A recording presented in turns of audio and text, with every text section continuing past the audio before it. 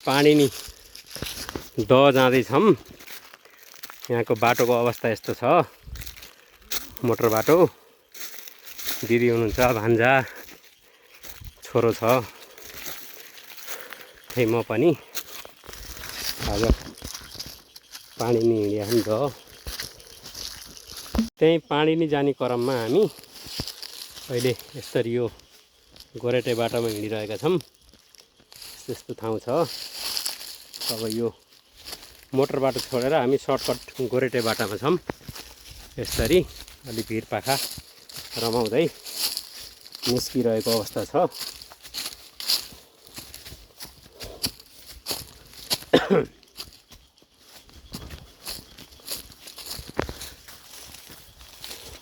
गुराँसका रुखहरू अनि विभिन्न अरू प्रजातिका रुखहरू टन्नै छन्। यसरी हामी यात्राका क्रममा छौँ, देख्न सक्नुहुन्छ। त्यही यात्राको क्रममा हामी अहिले पनि, यो चाहिँ गोरेटे बाटो, हामी अहिले यहाँसम्म पुग्यो। ए माभान्जा छौँ अनि अगाडि दिदी अनि बाबु जाँदै गर्दा यो बाटो यस्तो छ। यो अन्य जडीबुटीहरू, कति राम्रो राम्रो जडीबुटीहरू छ यो जङ्गलमा, तर हाम्रो चिन्न नसकेको कारणले खेर गइरहेको हुनसक्छ। हामीलाई त्यति थाहा छैन। अहिले चाहिँ यो पारी त देखिन् के अरे, उहाँको डाँडाकट्री आमडाँडा यो क्षेत्र भयो है। छक्क देखिरहेको छ। यस्तै छ। अहिले हामी यात्राकै क्रममा छौँ। अरू पनि हजुरलाई जानकारी गराउने क्रममा छौँ। धन्यवाद। यसै क्रममा हामी अहिले पुग्यो चाहिँ नि दहमा। यस्तै छ यहाँको दहको चहलपहल। यो दह एरिया आइएको छ हामी।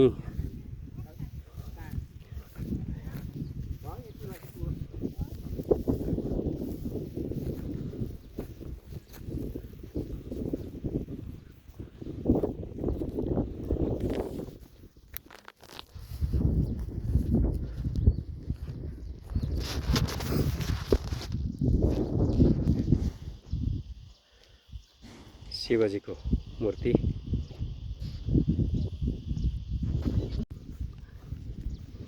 पानी नि पुग्यो तपोभूमि।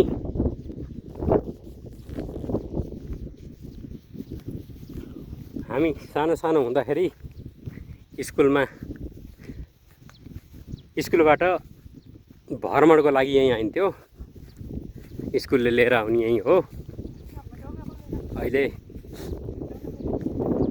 यो के हो? ए विद्युत।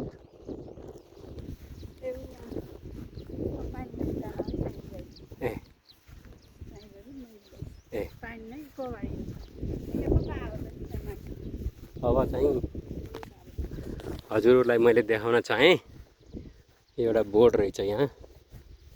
यो बोर्डमा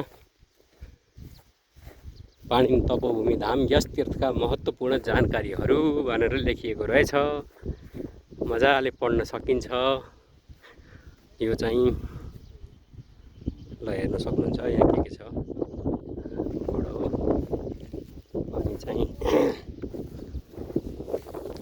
यहाँ शिव प्रतिमा, शिव मूर्ति, ठुलो मूर्ति शिवजीको। अनि यो चाहिँ हामी कहाँ छौँ भन्ने कुरा हामीले भनिरहनु नपर्ने, यो चाहिँ लेखाइले पनि प्रमाणित गर्नेछ। हेर्न सक्नुहुन्छ। चाहिँ यो बस्नको लागि, त्यो चाहिँ रुद्रीहरूको लागि ठाउँ बनेको रहेछ। अब यो मैरी तुलसी मठ, योगेन तीर्थस्य पदेन वाचा मलम सरिस्य च वैद्यकेन त्यो मैले अति जान्दिनँ पढ्न पनि। प्रशस्त मात्रामा नासपातीका बुट्टाहरू टन्नै रहेछन्। धेरैमा आउँदाखेरि अति नै रमाइलो लाग्यो, धेरै नै। अनि यो एउटा पल, मिठो क्षण।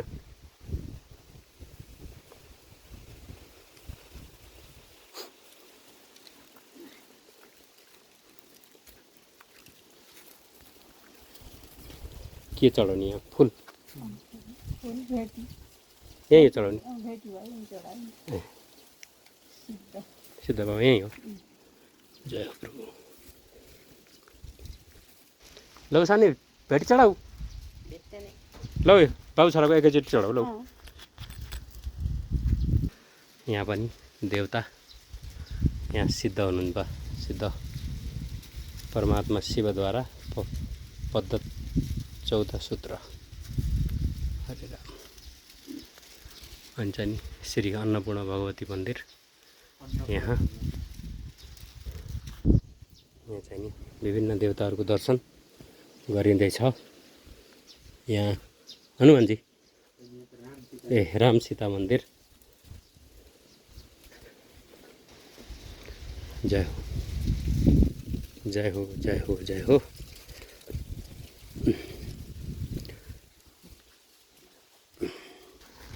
राम सीता हनुमान मन्दिरको दर्शन साथै यता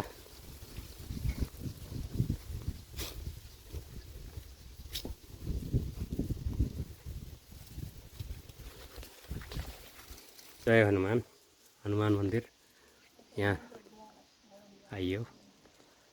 जय हनुमान जय हनुमान जय हनुमान जय हनुमान। यो चाहिँ हवन कुण्ड।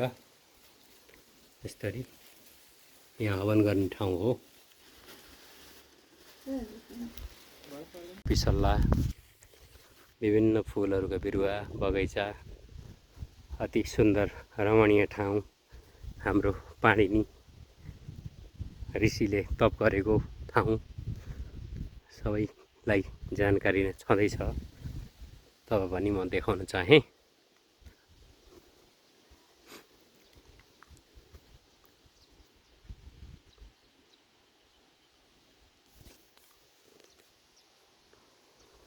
यहाँ विभिन्न भवनहरू निर्माण भएका रहेछन्।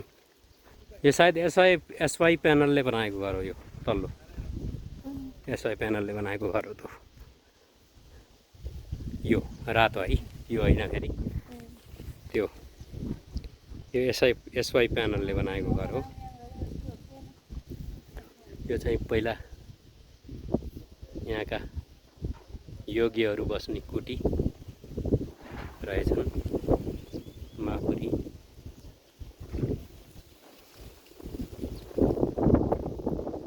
प्यानलले बनाएको घर।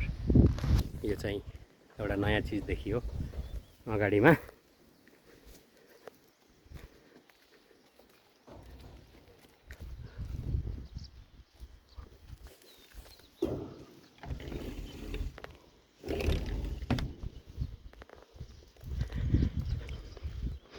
यो भित्र यस्तो हल छ। हल उता रहेछ ढोका। यो चाहिँ अझै हुँदै रहेछ लाइटिङको काम यताउता। हेर्नु कस्तो राम्रो हो भित्र।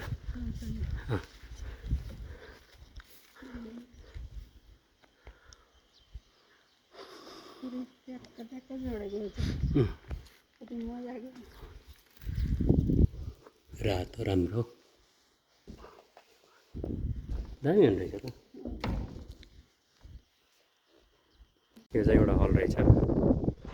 अनि यो पनि मन्दिर गोर्धेनी धर्म।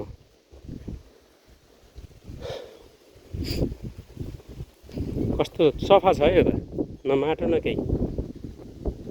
यहाँ के भगवान् एउटा ठुङ्गा ल्याउँछ।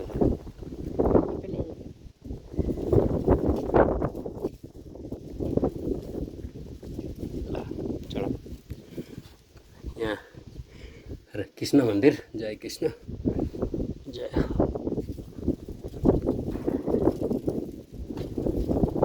जय श्री कृष्ण। शिवालय शिव मन्दिर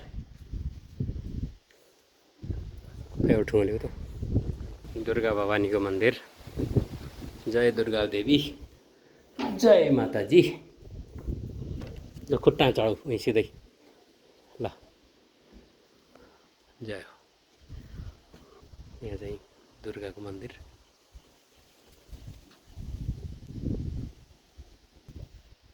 जय दुर्गा भवानी।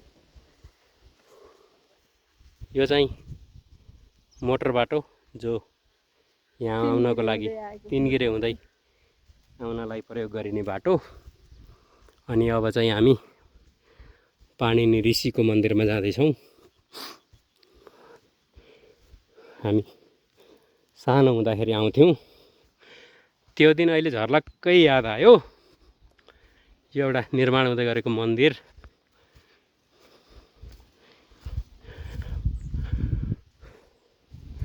पुरानै शैलीमा बन्दै गरेको।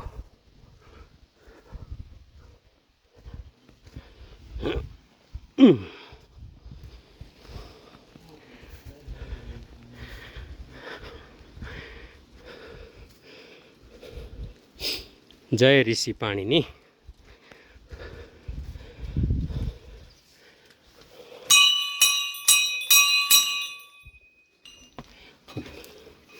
जय हो।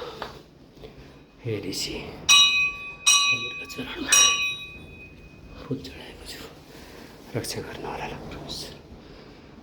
दर्शन गरौँ पाणिनि ऋषिको सबैले। दृश्य अवलोकन गर्न सकिन्छ मजासँग सबै यो एरियाको है।